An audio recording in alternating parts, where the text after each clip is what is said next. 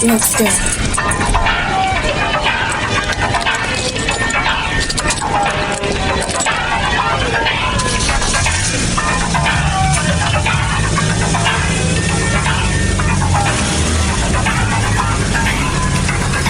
Let's go.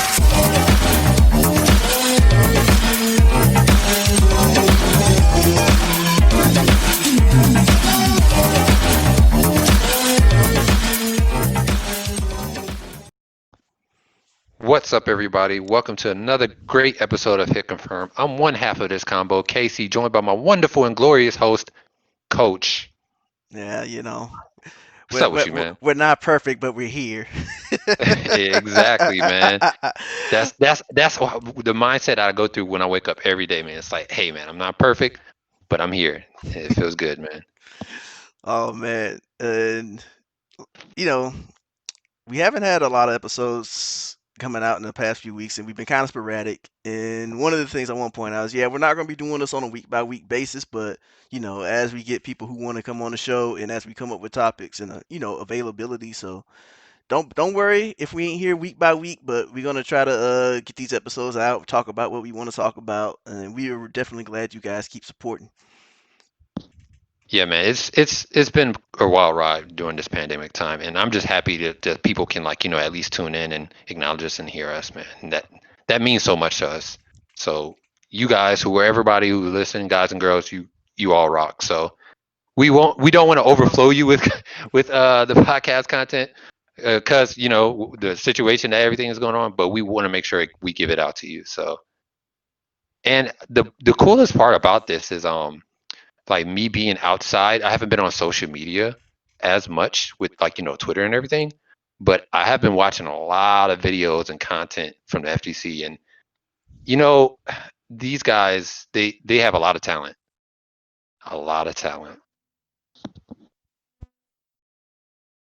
Mentioning earlier how we're viewing this content more as a spectator and as a competitor, and like the Yeah, different aspects of that.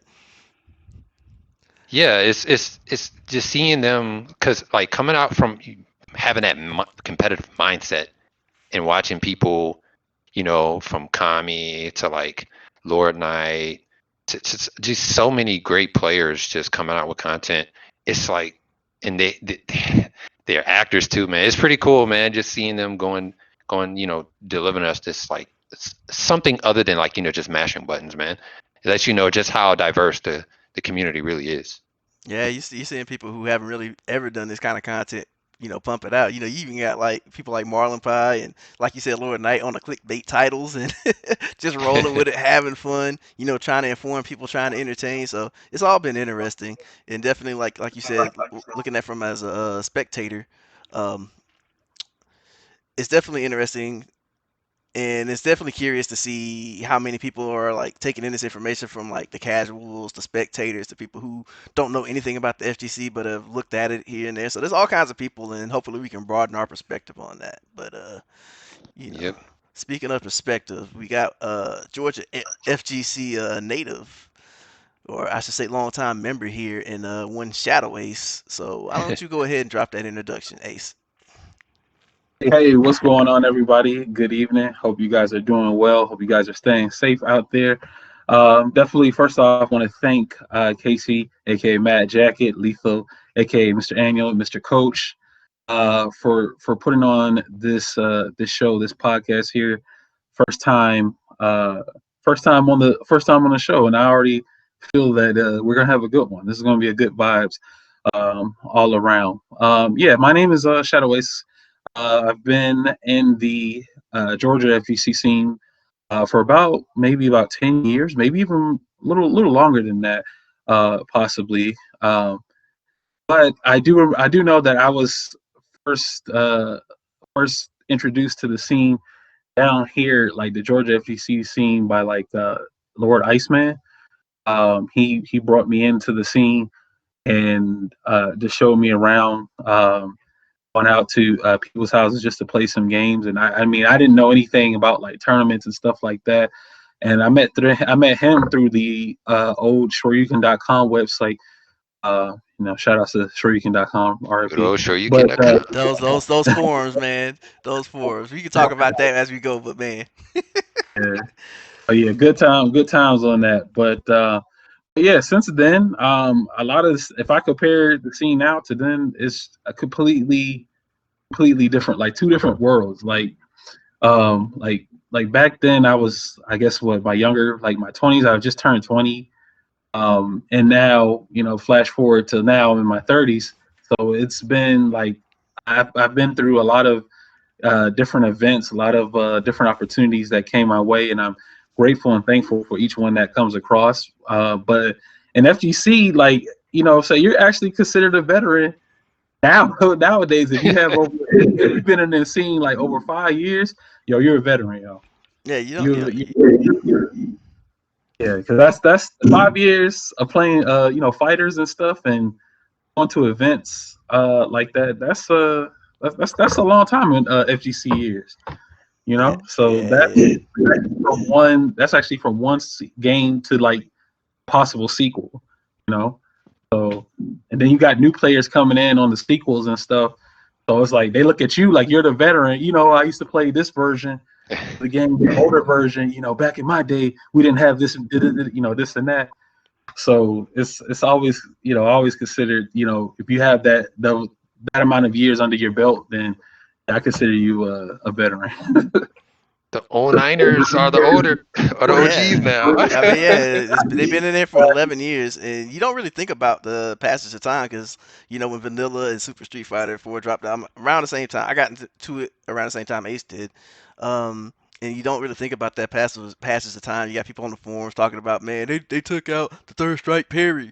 Man, these people don't know what they're doing. They up the recovery or the reversal window, and it's like it all just comes back around in a cycle. Now you got a bunch of Street Fighter 4 players complaining that the Street Fighter 5 players the same way. And it's just kind of funny. Time passes by so fast when you get into something that you're passionate about.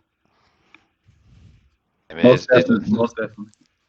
it's almost scary if you think about it because and you have your the top players from back then, they have like their own kids and family now. Whew, time is passing by super fast. When we just have to, us veterans with the long reign of experience, it's up to us to like try to usher in the next generation, of players and try to at least pass on our knowledge to them because they're the ones who are going to be holding the torch soon and leading the reins. And I remember like when I first came in, there was a guy, a final round. Shout out to final round, by the way. Um, that was mentoring me through like the whole process of like just being new to games. Like when I first signed up to volunteer for that, he showed me a lot of things like I didn't know. I had zero like knowledge of tournaments or like organizing or anything like that. But he managed to take his time. He was busy doing brackets. People were screaming at him. What pool is this? And the usual TL stuff. So he took his time out to like help me with the bracket because I've never like ran a bracket before and I'm nervous. I see all these top players and stuff, and people say that they're privileged and this, that, and the third. And I was like, okay, man, I can't mess up here. I got to do a good job. And, I'm sweating and stuff. And he's like, yo, just, calm down. We'll work to this together. Then he showed me how to do it. And then I eventually did good job. My first time doing the TO, then I signed up again next year and then the year after that. And then it just kept going. It's just that experience that a person was willing to pass down to me. Now that I know this information, I help out people, who want to like start doing tournaments and stuff like that. They may not have that in-depth knowledge, that in-depth fighting game knowledge, or like not really too sure about the scene, but they want to get interested into it. I help them out with like communication and, this should be the rules or, they should sign up like this, especially now because we're in the pandemic. You're starting to see a lot of more online tournaments. There's some exception to the rule with people not doing the online thing, but for right now, you're definitely starting to see a more influx of online tournaments during this period. So I think that as we as players, we have to get ready to pass on our knowledge to the next generation to make sure their scenes are going to come up good too as well. And yeah, that's pretty much how I feel as far as that's concerned. That's a great point because that makes me think of why did I stay? It's one thing to come and play games and meet people, right? But you got to have that reason of why you stay. And it wasn't for me at least. It wasn't just the games of why I stayed. It was the interaction of the people that helped me out and seeing how they like go out of their way, stop what they're doing just to help me out. And it's like, whoa, really? It's like, okay, that's pretty cool. So like I'll never forget a story at final round. We were at the diner, and I was sitting with a couple friends of mine, and Justin Wong and a couple other like strong players were sitting at another table. Then another person came in and sat. All the tables was pretty much full, and another person came and sat down by himself. I guess he didn't have like nobody really with him. And Justin Wong was like, "Hey man, you want to come sit with us?" It's like as cliche as it sounds, like some middle school, high school thing. That means a lot to people. So I was like, well, this little things like that can keep you to stay. And it's though we don't have like the physical tournaments, just like acknowledging people in the Twitch chats and like letting them know thank you for like joining the tournament, even though if they lost, it's like look, man, we're just happy that you're here and just like really expressing yourself to these players that join online tournaments because I'm starting to see a lot more players in general, like newer players who are being introduced to fighting games because of online. So it's a very pretty cool thing.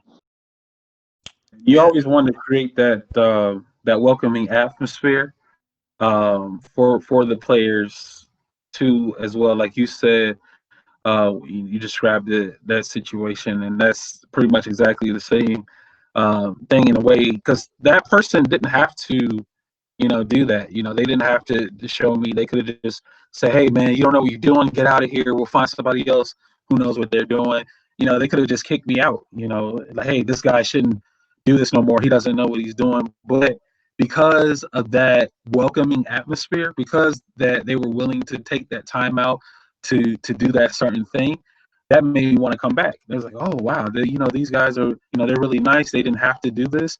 So yeah, it's about creating a nurturing environment where players can feel comfortable and they can feel confident in knowing that if I'm going to enter this event or go to this particular event, I'm going to have a good time based on my previous experience. I think as TOs, they undergo a lot of pressure just from the community themselves because without the players, there can't be no event. So you have to try like your hardest to make sure that your players are comfortable.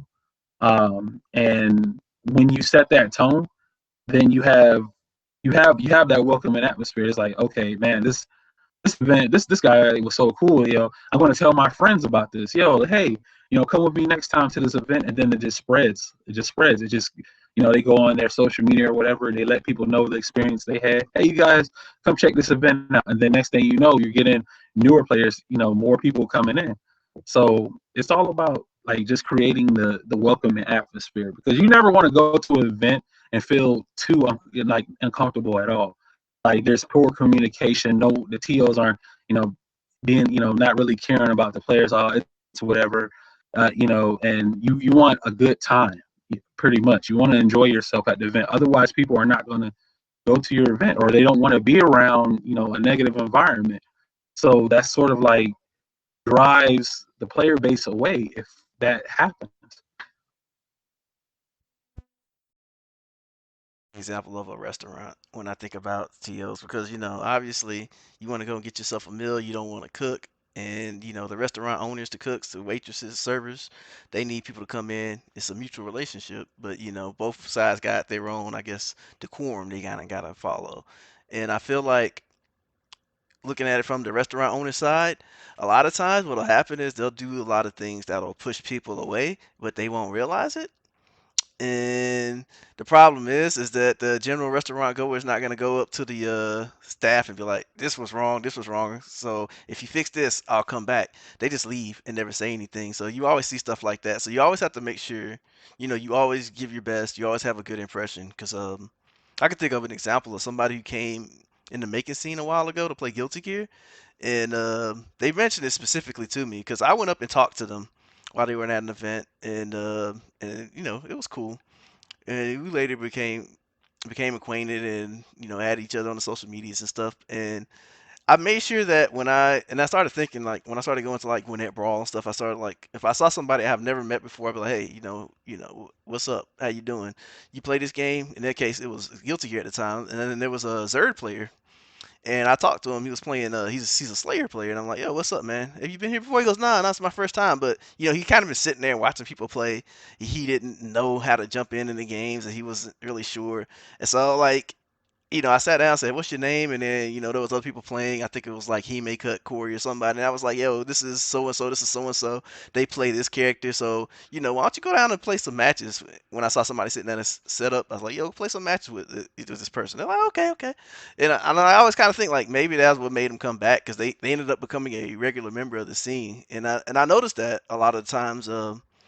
When people come to a tournament, their first tournament, they just kind of sit there and like nobody engages them and they just kind of sit there. And sometimes I wonder if they just never come back because they just weren't sure what was going on, what was going to happen because like none of the TOs, the other players or anybody came up to them. And obviously, there's kind of a obligation for them to be social, but you know, like if you go out of your way, like that Jay Wong example Casey gave, if you go out of your way to just like really talk to somebody and just make it, even if it's just a slight connection to be in acquaintances, I think that means a lot to somebody who came to a tournament because you think, oh man, if I come here, there's one person at least I can talk to that I can play games with. And then if you get them on with other people, they'll like, oh, there's two or three people I can play, and that feels more comfortable. Like you said, make the players comfortable.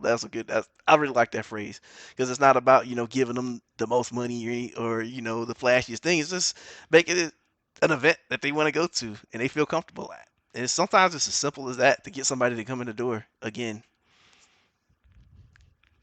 Exactly. I mean, the simplest gestures can, and it's just like outside of fighting games. With real life. If you're going to somewhere and the host or um, one of the staffs is greeting you, you get a good feeling, a good vibe about the place.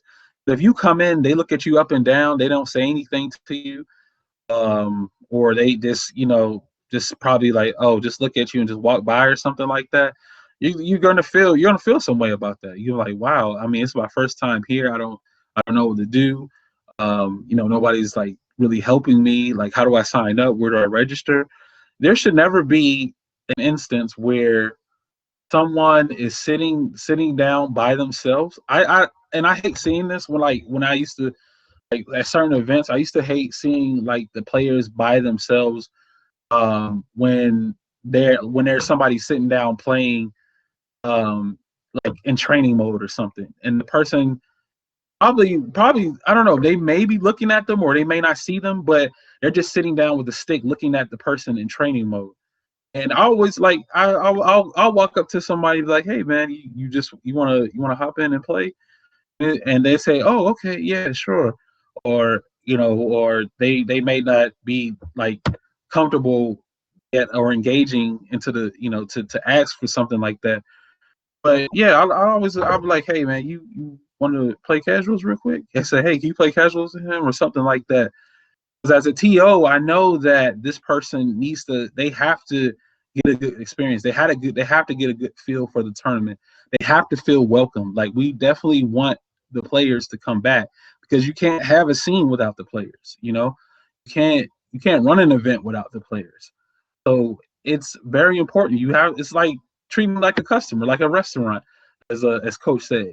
Coach in Casey, you were talking about the diner. That's a perfect example. You want to have good customer service, right? That's how you got to have it. That's how you got to do it. You got to make sure that they're good.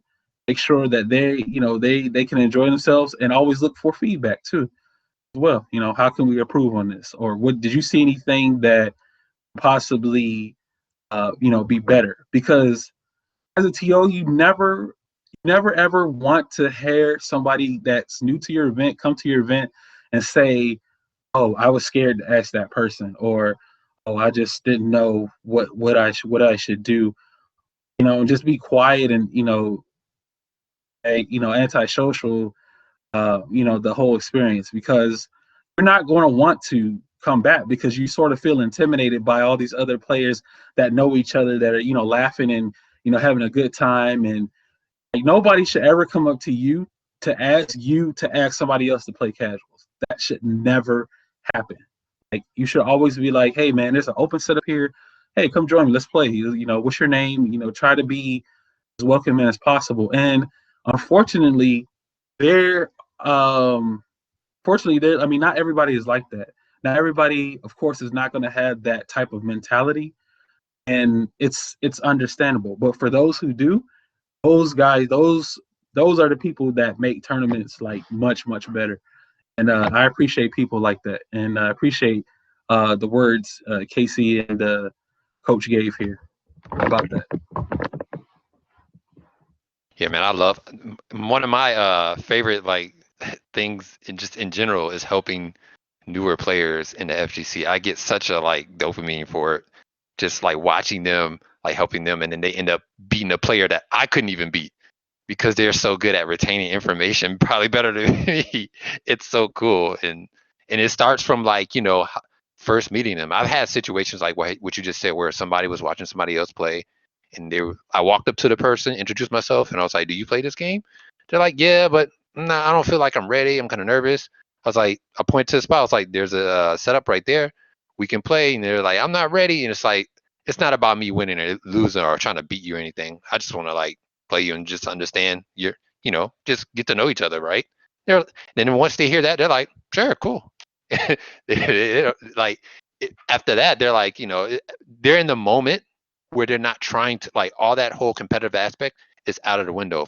Even though you're like there for like the whole competitive thing, that's all out of the window. At that point, it's just like introducing friendship, and then next time you see them, they're like, "Man, you'd be surprised how much they take in, like the things that you said in terms of like what you teach them, because you became a friend first." So it means a lot to me. That's the perfect attitude to have, and I do appreciate that. But yeah, like I said, yeah, a lot of like some players, they do get that intimidation factor. And then I think what a lot of people sometimes forget, is that these people, they may not be competitive, or they just might be casual, and they just want the environment. Not everybody has the competitive drive or the competitive mindset, but we shouldn't. I feel like, as not you guys in general. I just feel like we as players, um, we should not alienate the casual aspect of the game too as well, because eventually they have to decide if they want to take the game serious or not. Some people just want to be in the atmosphere of the competitive environment. They want to be a part of the crowd. They want to be a supportive role to the scene. And I think we forget that those players are just as vital as the competitors in the scene. I mean, without them viewing and retaining information, then they have to decide for themselves if they want to go competitive. So if they decide to go competitive, then there's a growth route from there. But I always want to say, oh, just because that person's not going to take this game serious, well, why would we waste our time talking to that person? Stuff like that. I should never hear that. I should never hear that. If you're playing somebody, you want to get as many players in as possible. You should never say that a player is a waste of time. You should never say that a player, they're not trying to play serious. Just forget them. Stuff like that. I should never hear things like that. And when I do hear things like that, it's very heartbreaking, because you have the ability to help that person grow, and you choose to just avoid them altogether. And it's things like that kind of like pisses me off. Excuse my language, but that You that kind good? of like, yeah, that kind of like pisses me off when I hear stuff like that. Um, but yeah, I try to like stay away from that kind of an environment. Well, if you're not going to help this person do this and this, let me see if I can go play some games with this person, and I go play games with them.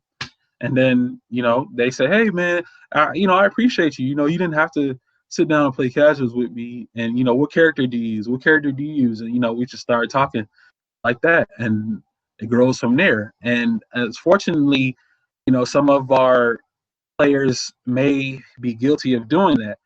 But not within, I'm not, well, just within my particular Street Fighter scene. But outside of that, I'm not sure if that situation's ever occurred, but yeah, that's how I feel about that. Like I really don't want to associate with those kind of people who do and say things like that. So I kind of just distance myself from them, and I pretty much only would associate somebody with like a positive mindset in regards to that. Like I should never hear this person. Oh, this person is sorry. I should never read that in the chat. I should never see that being talked about. Like you should really call anybody sorry because there's always somebody out there that can beat you. You didn't start off good. So you eventually had to grow to this level and you had the opportunity to help somebody else grow and you don't want to do that? Okay. All right. But sorry, I might have gone a little Oh off the rails no, there, no, but you good, you good, you fine, man. Like I was just gonna say that from like the transition to pandemic, because when I used to before the pandemic, when I used to hang out with my friends, some people will be afraid to approach you because you're like, I guess it looks kind of cliquish and you're hanging out with your friends. And like to your point, what you said, some people are, subconsciously they might, not be, I guess they're in that competitive mode, so they're subconsciously, not gonna help people or whatever. But some of us, like, we're introspective in a way where we're like, I'll look at myself in a group. I'm like, okay, I know these guys. I'll see them later, and I'll go walk off, and then I'll introduce myself. Or if somebody comes up to me and be like, "Yo, what's up?" Then I'll talk it out. And I kind of like do the same thing in chat, where like if I see somebody who's like not understanding something or wants to just just have like little questions and they're like coming from that casual point of view, I'll add them, talk to them. Like I just give them all the attention in the world, even more so from the stream itself, just like to help them and let them know like, look, it's don't want to feel like you don't want to make them feel like it's cliquish, and it's kind of harder to do on since online. But if you like, just go out of your way, like we said earlier, go out of your way and just let them know, then yeah, it's that whole cliquish mindset will just disappear.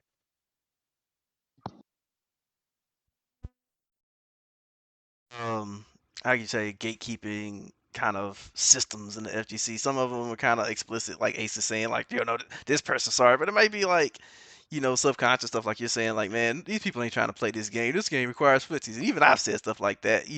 I need to watch myself, but yeah, and you said, and like you said with the online, it's especially hard because you got to go find like a Discord to go find where these people are playing, and then you got to get in with their group and find out when their schedules are, and if they even give you the time of day when you're going, games please in the chat.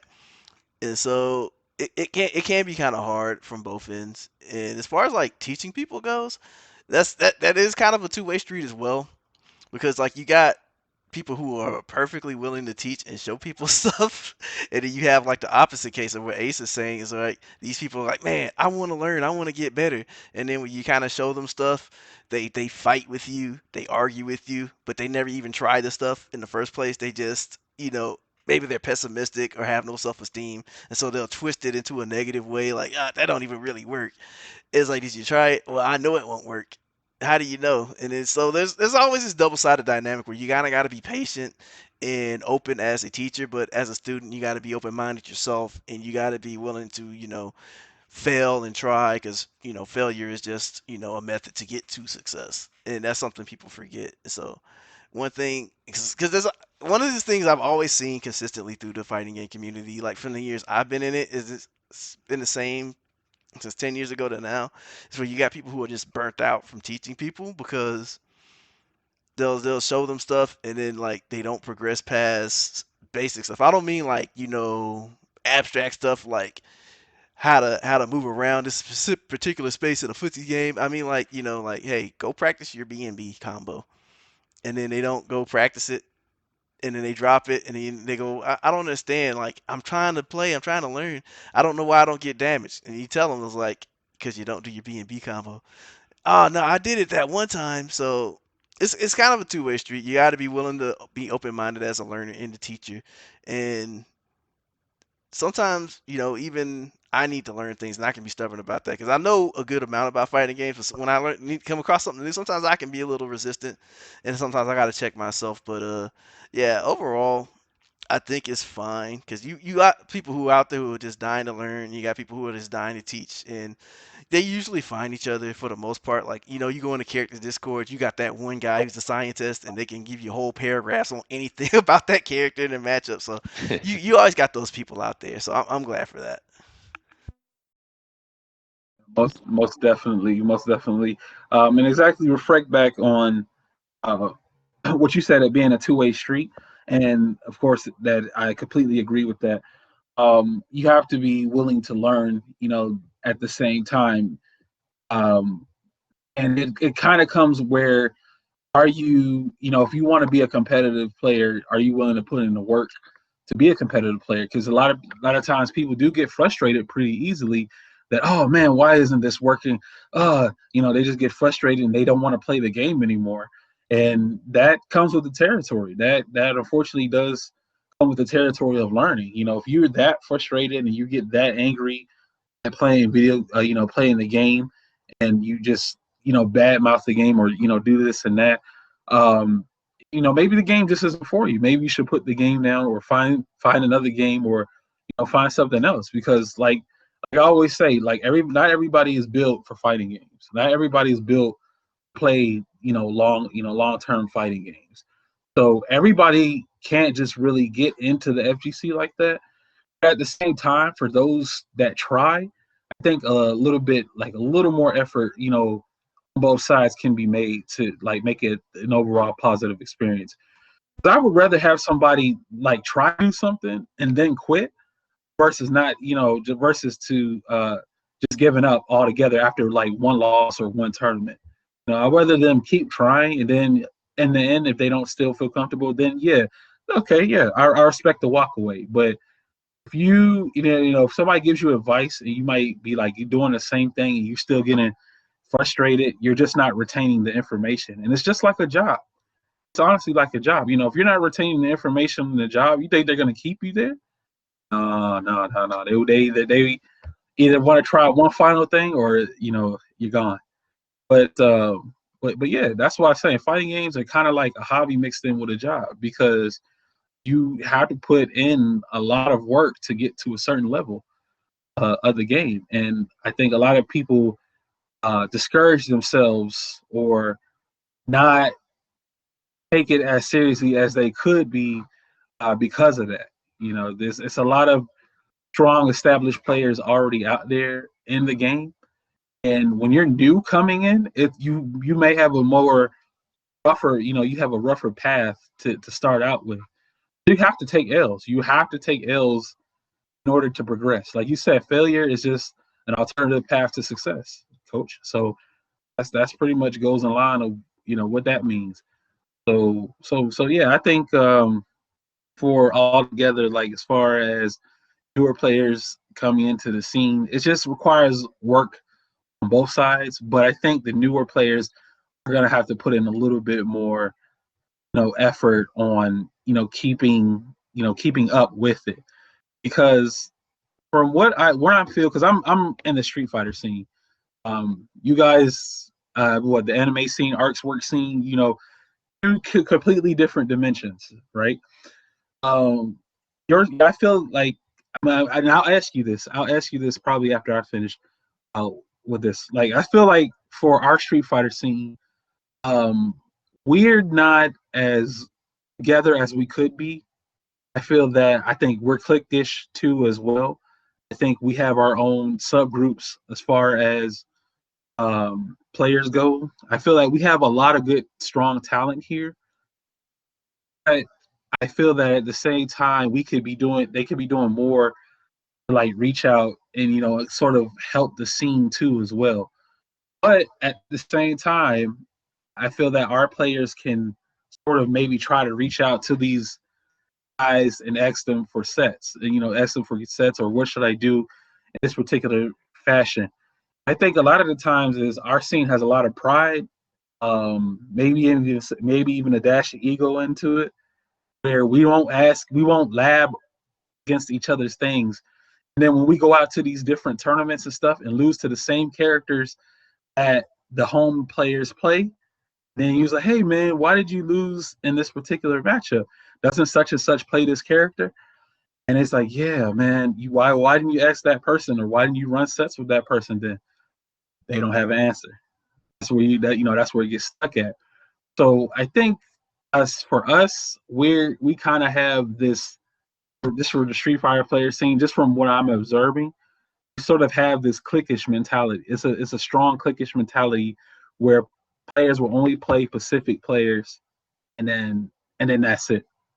That's where the buck stops.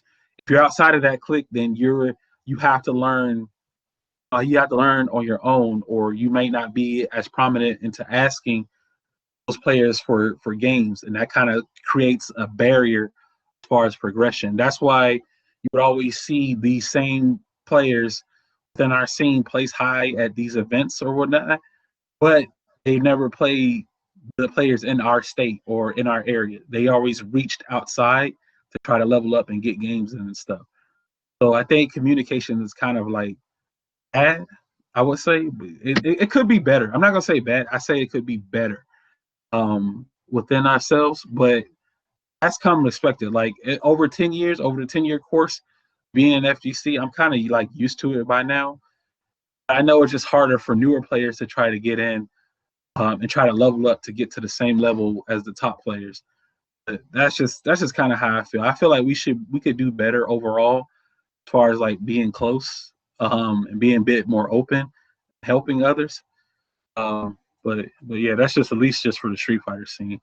Let me ask you this for you guys: how does your scene go as far as like inviting like new players and talking to people? I guess I'll go first. So I went from Capcom games to Ar- Anime Arxis games, and for Capcom games, it started off. It felt like it was kind of cliquish, I would say at first, for like Marvel and everything. But once you sit down and you just start talking to people, you kind of have to give yourself up a little bit. And once you like start talking to people, then uh, everything is like smooth ride from there. So like Marvel wasn't too bad. When I went to transition to Guilty Gear, it was kind of weird at first because this was in the middle of the plus R to AC, from AC older Guilty Gear to the newer Guilty Gear, and you had some of the older Guilty Gear players having their gripes with the newer Guilty Gear games. So that kind of made it a kind of a sort of a wall there a little bit at first, but that eventually, like the older Guilty Gear players was like, screw it, we don't mind to help newer Guilty Gear players and all that stuff. And so I never really had too much of a problem with it, but as I played, like as I got as I stuck with those games, I did start to see sort of like the cliquish type of that the people that hung out with the same people hanging out together and the same people winning. But for the most part, it wasn't. Whenever I would go to those groups and talk to them, and it wasn't as bad as I thought it would be. But as for Street Fighter, have not too much. I don't have too much knowledge in that, but from what I've heard over and over again, and it's kind of what you said. It seems like it can be very cliquish, and some people may seem kind of, I don't know what the word for it is, but like they kind of like confident or ego driven, which is, it makes sense. A lot of guys are in this community, and a lot of people have egos, so that's to be expected. So I guess, as I like you said, kind of the same situation as you. I got as I stayed into the FGC and with these games, I got kind of used of it. But it wasn't as bad as I thought it would be with like the Marvel and the Guilty Gear groups. So That's what's up. As far as me, I came in Guilty Gears, or I didn't play any tournaments in Sign except for like I think one or two. But then after Rev came out, that's when I started playing Revelators. It's a Rev 2, whatever. That's when I was really into tournaments. And yeah, there's a core group, but I feel like it's not as bad. But not because the people are inherently better or worse or anything. It's just because it's a smaller group of players, and we all kind of have to congregate onto specific tournaments in Atlanta. So it's the it's not like a ton of people. It's not like Street Fighter where you have multiple decent people from various places in Atlanta and then outside of Atlanta too, right? So you got these people who are naturally going to form groups and stuff like that, and then they're going to naturally interact with each other outside of tournaments and stuff like that. And so I think that's why you see it, just because it's large. Like I wouldn't be surprised if you had similar aspects in the Atlanta Tekken scene as well. Like you got Tekken House, TKN House, and other things, but you still kind of got those separate scenes. And the issue you're speaking about Street Fighter has kind of been around for ever since early Street Fighter 4. At least I've always been hearing about it. And you have the guy who just wants to be king of the hill. That was the problem everyone always say about Georgia. Everyone wants to be king of the mountain, and they're willing to push each other off just to be king of the mountain of Georgia. And then when events happening in other places, CEO and stuff like that, both Watch. Georgia, yeah, Georgia players would crumble, and then you kind of got an exception in that recently, right? Where especially like Terrence, for example, is one of the highest performers in just the game in general, not just Georgia. And then you had like Neon, who's pretty good too. But Terrence kind of likes to stand out because he travels, he makes top eights. He's always like threatening to get into the CPT, championship tournament.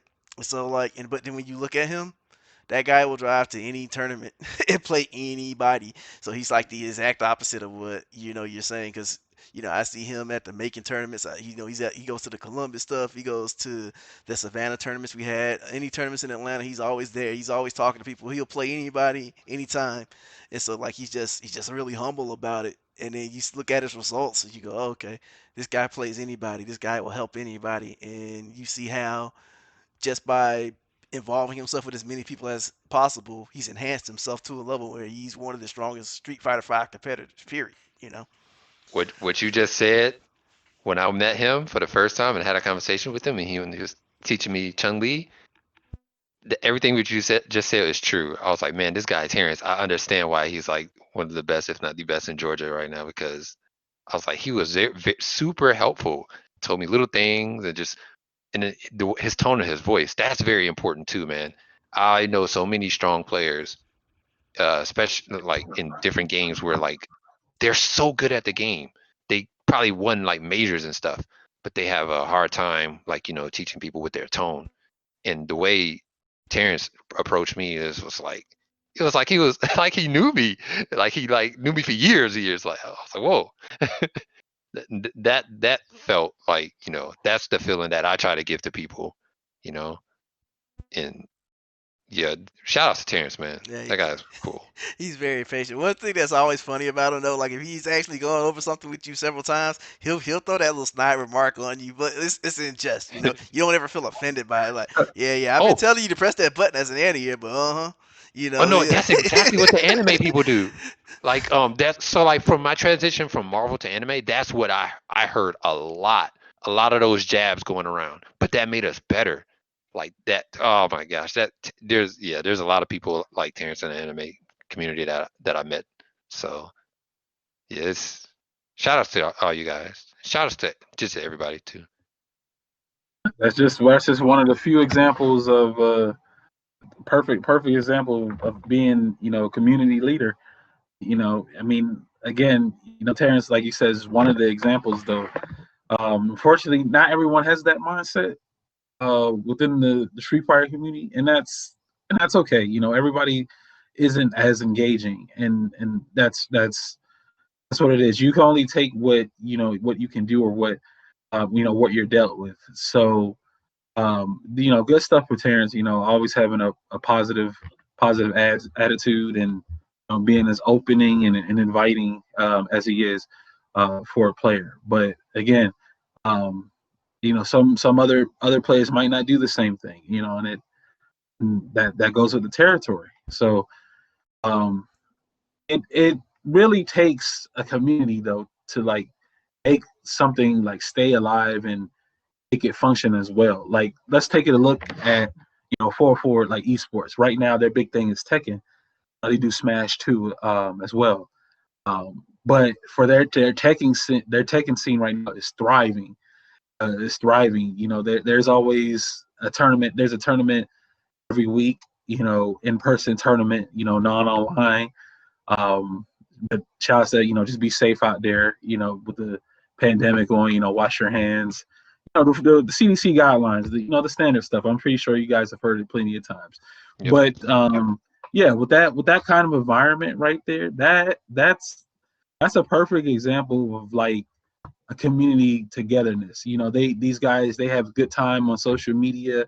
They're inviting to new players coming in, and when you compare that scene to other scenes, it's like man, where are we at? Like what happened? Like but because even before Corona, our scene was like small. We could barely manage like 15 people in our brackets. So it was always a discussion of like, should I go to this event? Should I do this and this? Like if you're a strong player, like why not come to the event? Why not come to the event? Why are you questioning in the chat, or whatever, social media you use to question yourself if you should go to an event? Like there should never be that. It should be like, okay, let me go to this event, um, and try to play as many people as I can. And again, not everybody is going to have that same mindset, so it's understandable. So our street fighter scene was kind of like diminishing a bit over time, and quarantine kind of just like made things like changed it for. Is it what I say better? No, it still feels kind of like divided in a way. Whereas like certain players will only play with certain players online versus entering this tournament, that's coming up. Hey, this is a good opportunity for an Atlanta player to play this tournament. Can you enter this? And then they say, nah, I'm gonna play a battle lounge with somebody else. And you're playing the same 5 people all the time. And you think to yourself, man, these guys are strong and talented, but they don't want to expand on their talent, and they wonder why they're in the same position that they're in, player base wise. So, um, again, you have to.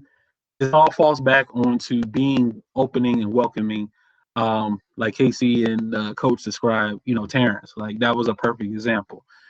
Just being a guy is all a big jolly guy, always has a smile on his face, and cracks a joke with you every now and then, but he's willing to play you.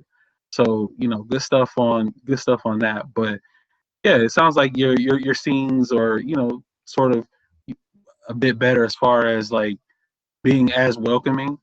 I would say, but yeah, that's primarily it. With quarantine, uh, right now is it's kind of like everything's. It feels like everything is on hold. Of course, it is, but like as far as communicating, like player base wise, it feels a little worse. I don't think our players are as focused as they could, as they could be. I think it feels like it's more casual now. Um, and it's just whatever. I lose, or they just don't have that energy that they had when all offline was a thing back in those days. So Oh man, you just brought up something yeah, that I might get very controversial about.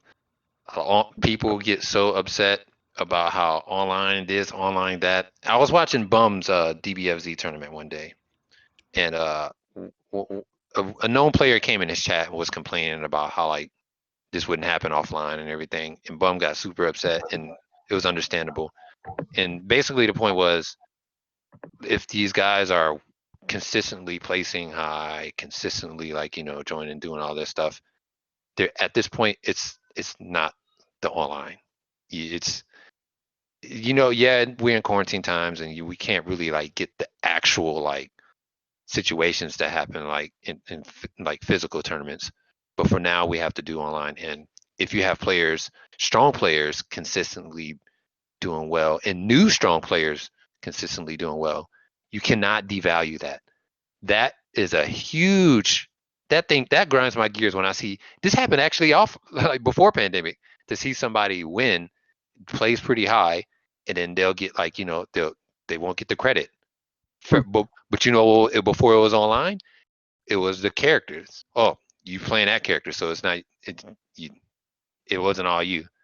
So it's always going to be the excuse, and people are always going to devalue. But just because it's online, don't always blame it online. Yes, it's going to have a few hiccups here and there, but put your ego aside and give people their credit where it's due. And it's something kind of idea I've seen, and a lot of it, and a lot of people, is kind of subconscious, right?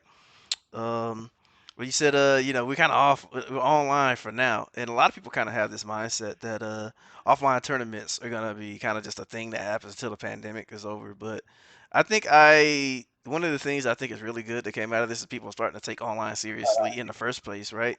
And as far as that goes, you got people who would probably never ever travel due to, they don't have reliable transportation, reliable money, or they got a schedule or some other kind of obligation, but they have a way to make time for online tournaments. So there's finally like a structure there for the people like that to shine, and then I think it'll always be there now, even when, people feel comfortable with the pandemic being over and offline events come back, because all the offline people think, like, oh man, we got to do these all online tournaments. But people who've been playing online forever been like, oh, we finally got online tournaments. There's always been some, but now there's like more structure. More they're regularly scheduled. You can find a better variety of them for In the various region games. locked. Yeah, so like, it's there now, and so and then even if you still transition offline, you can still go and play more tournaments. So it's like it's a win-win either way, no matter how you feel about the online.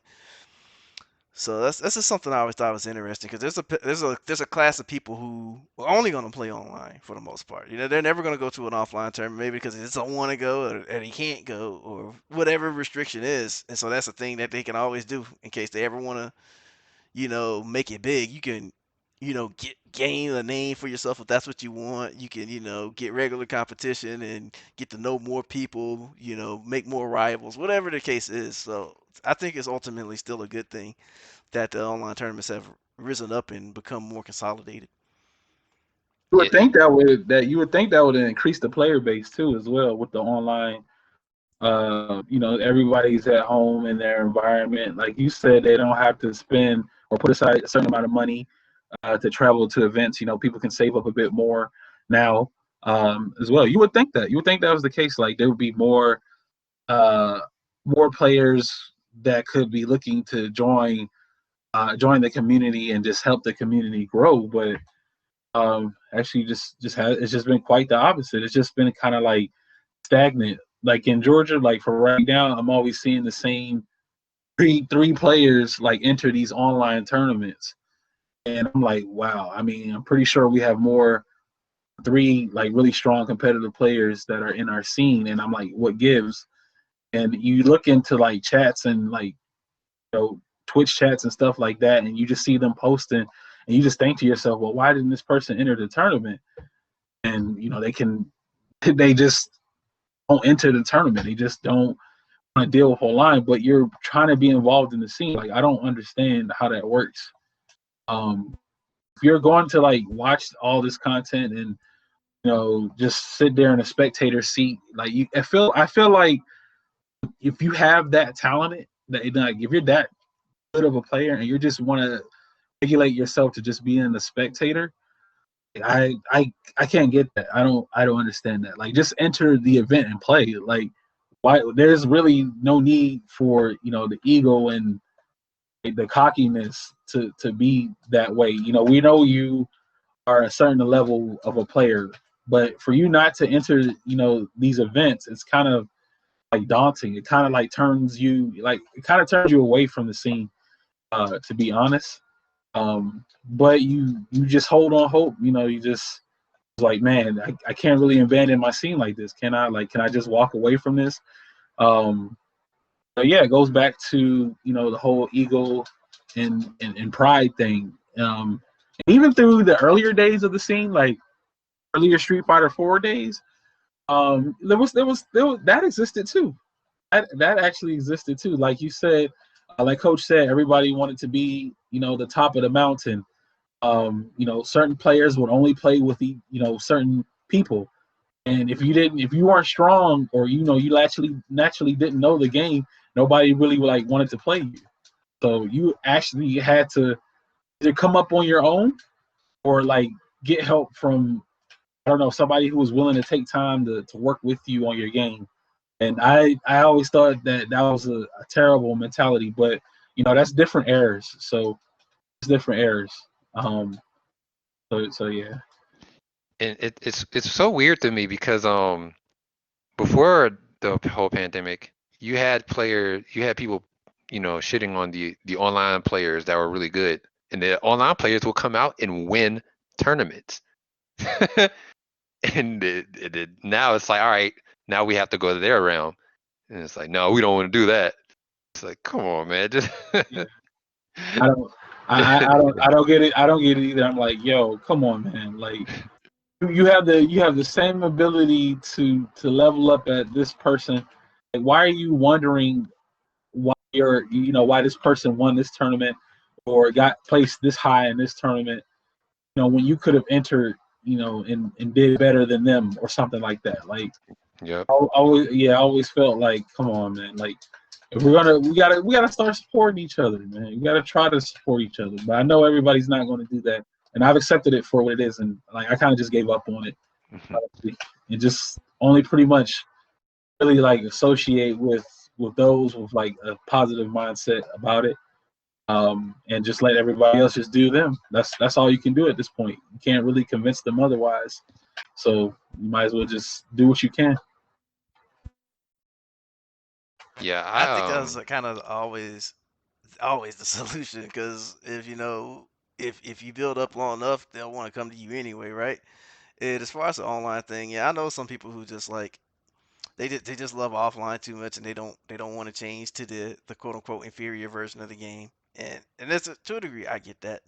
But like if they're hovering around the tournaments saying this and that, it's a little weird. As opposed to like some people who they just kind of just stop playing the game. They've gone on to play like JRPGs or MMOs and stuff, and they're like, I don't want to do online. I don't want to be around it. But like, I get what Ace is saying. Like, if they're just hovering around online tournaments and like, oh man, that guy shouldn't be winning. That person shouldn't be doing that. As opposed to just like, you know what? While this online thing is going on, I'm gonna go do something else. I'll polish my skills, in training mode and with my own ranked matches or whatever, instead of like trashing on other people. And I get that, because some people don't want to do online tournament, do online in a competitive sense. You call it what it is, but everyone has their own reason. Same reason why some people won't go for offline. They have their reasons. And so at the end of the day, I think it's your mindset is just of associating with the people who have similar goals with you will just work, because you bring somebody else up, they bring someone else up, and they bring you up, and then you make something that's appealing, and you show that your method works. So this is just one of the things you just kind of got to attack it with time. And to give a happy ending on what I said with that player who was complaining in Bum's chat, I guess he realized what he was doing, and like what we were just talking about, and now he enters in NLBC and Bums tournaments, and he places pretty high. So there you go. What more can I say? Right. I mean, especially we're in the quarantine pandemic state, so this is the environment that we're in right now. So I know, people complaining, like this, delay this, oh, my combo dropped, this and that. But my thing is, if you're like trying to be, what's the word I'm looking for? Like, if you want to be caught up on all the, like, I guess, top player gossip and all that other stuff, not play. Like I don't get that. Like you want to watch this tournament when you had the opportunity and the chance to sign up and enter yourself, and you're actually a good, decent player. You just want to sit and watch the tournament all the time. Like you don't have no interest of just entering one tournament, and you only enter a tournament if a certain player is going to enter. Like if only certain players enter, that when I heard that, like it blew my mind. Like I was like, yo, I'm just gonna walk away from this. And like, what? You only gonna enter a tournament if certain players enter it? Like how far do you have to reach for the clout to get clout? Like it's crazy. It's That crazy. You point, should always try to support middleman. man. I mean, you can't. What can you do? That person's very determined in what they want out of it. You can't really say anything. You just gotta let it. You just gotta let them be them because that's who they are. At the end of the day, you can do what you can do, and they're going to do what they do. I will say this. At this point, why worry about them? You got plenty of people coming in learning new. Like I'm talking about the overall scene, not just Georgia, but you got people coming in doing their online thing, trying their best. Those are the people, I think the energy should be focused on. If those other people don't want to do it, talented or not, just whatever, just let them sit there, sit on the bench and watch.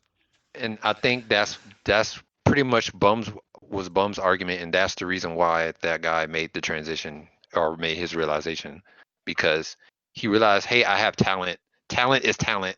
So let me go and see if I don't want it to go to waste. I want to like put it, show that I have value to the scene. So yeah, you're right.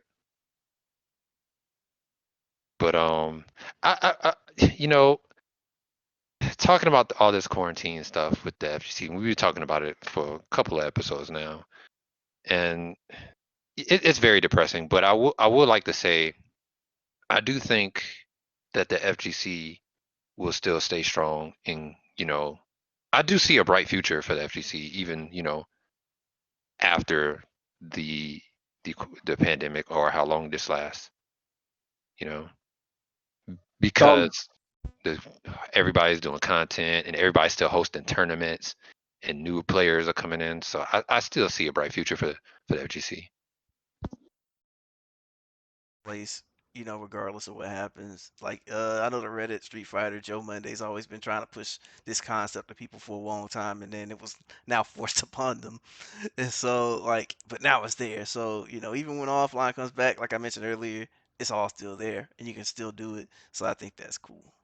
But I think we, for the most part, hit some big topics. Um, you got anything else on your mind, Ace? I think I pretty much got out everything. I got out the good parts. I got out the spicy parts. So it's I think it's gonna be a good listen to, like on the playback. If you're doing like a workout, you're going for a walk, this definitely be the perfect podcast here to get you through that workout, because there's a lot of I think there was a lot of interesting things that were said and discussed here. And we again want to thank you, Mr. Daniel, Coach, Mad Jacket Casey, for putting this together. And I definitely hope to come back in a future installment. Yeah, I mean, thank you for volunteering and wanting to jump on and speak to us. It's been good. We got some good conversation out of it. So, hey, no complaints here. Yeah, man. Likewise, I really appreciate you coming on, man. Like you talking about bringing up the stuff that you brought up got me like got me riled up to like talk about, because I've been kind of holding some of that stuff in, but I didn't have a good way to a good excuse to like bring it out, and I was like, you bring it out, so I was like, oh yeah, let's go. Yeah, I could tell Ace was holding that in towards the end, especially. He's like, "Yo, man, I'm getting this out. I'm getting this chip off my shoulder." I just hope whoever listens to it, I mean, I hope they don't take it personally to them the wrong way. If they do take it the wrong way, then they may have misunderstood the message that I was trying to say. So, and I'd love to discuss this too with that particular person if they felt some way about my words. I'd love to discuss that with them if they want to hit me up. The social medias, at Mind of Shadow Ace. and yeah, we could talk about it. But yeah, that's pretty much how I feel.